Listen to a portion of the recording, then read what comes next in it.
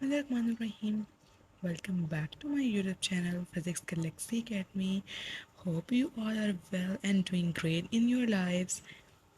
जी आज की video start करते हैं। इससे पहले मैंने आपको डेविसन एंड जर्मन एक्सपेरिमेंट करवाया था, तो अब आज हम जीपी थॉमसन एक्सपेरिमेंट करेंगे। ठीक है, उसको हम देखेंगे उसके उसने हमें जो है वो किस तरह से एक्सपेरिमेंट जो है वो दिया, और ये इसकी वर्किंग देखेंगे।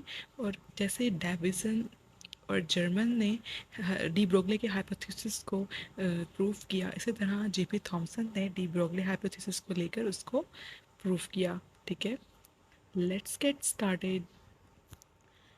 G. G.P. Thomson experiment.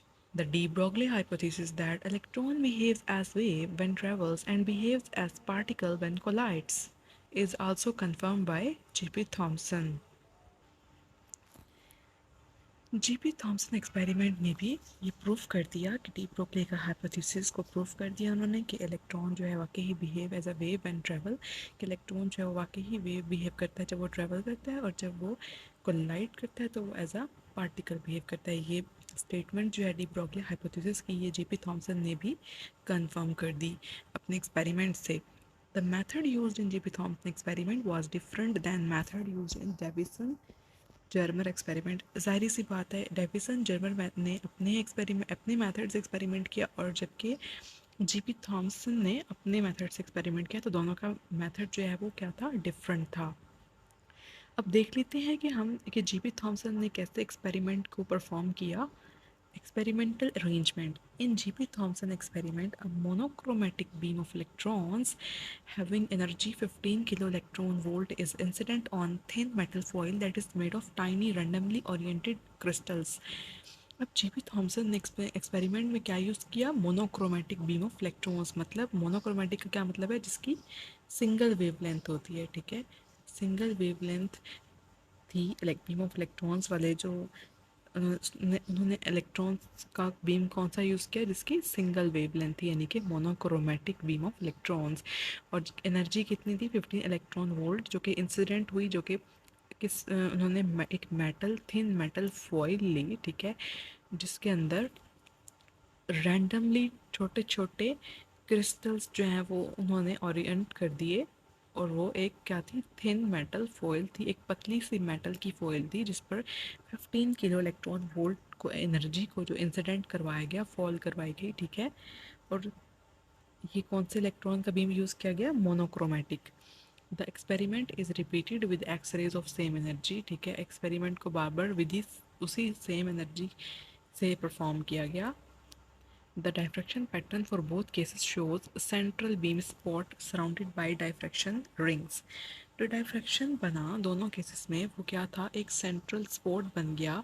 हमें कौन सा पैटर्न नज़र आया, डायफ्रैक्शन रिंग्स नज़र आए, और उनके दरमियान में एक स्पॉट नज़र आया। ठीक है, ये वाला पैटर्न नज़र आया हमें जब एक्सपेरिमेंट परफॉर्म हो रहा था। स्क्रीन पर हमें ये वाला पैटर्न नज़र आया। हमारे पास रिजल्ट क्या आया आज एक्सपेरिमेंट का। The result of experiment is as under. X-rays diffraction. The X-rays diffraction pattern shown in the figure below is obtained by using X-rays that are incident on aluminium target.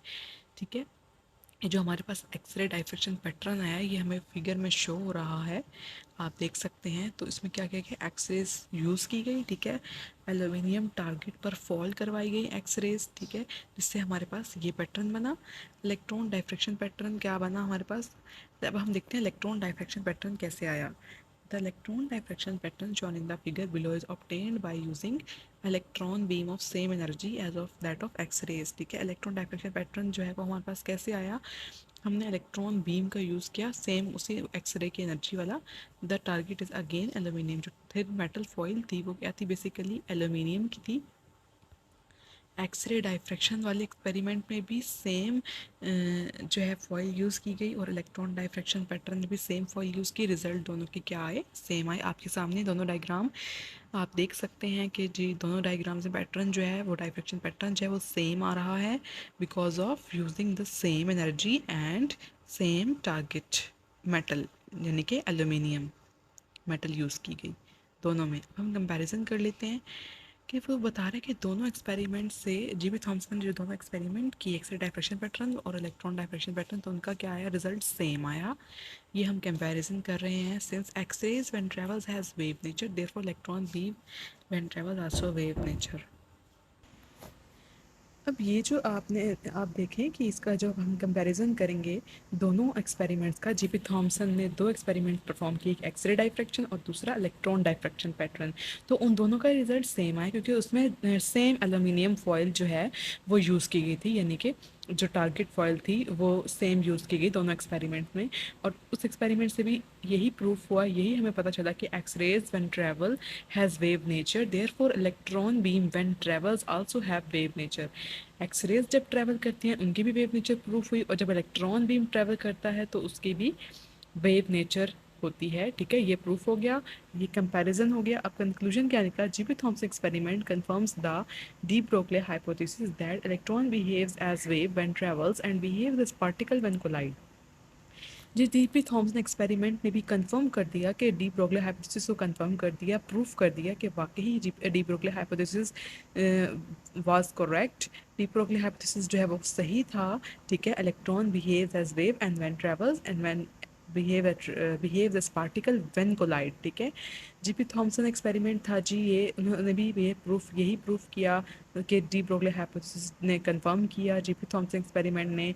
Deviation and German ने भी proof किया de Broglie को। ठीक है, कि उनकी statement जो है वो ठीक ठीक थी। ठीक है, तीन साइंटिस्ट ने प्रूफ कर दिया डी ब्रोगली हाइपोथेसिस को कि वाकई ही डी ब्रोगली ने सही कहा था कि इलेक्ट्रॉन जब बिहेव करता है वेव, जब वो ट्रैवल करता है और जब वो कोलाइड करता है तो वो पार्टिकल बिहेव करता है। ठीक है, ये था जी आज की वीडियो। If you have any question let me know in the comment section और please check the description box if you want more information about this video, and don't forget to subscribe my YouTube channel, it means a lot for me. Thank you, take care, Allah Hafiz.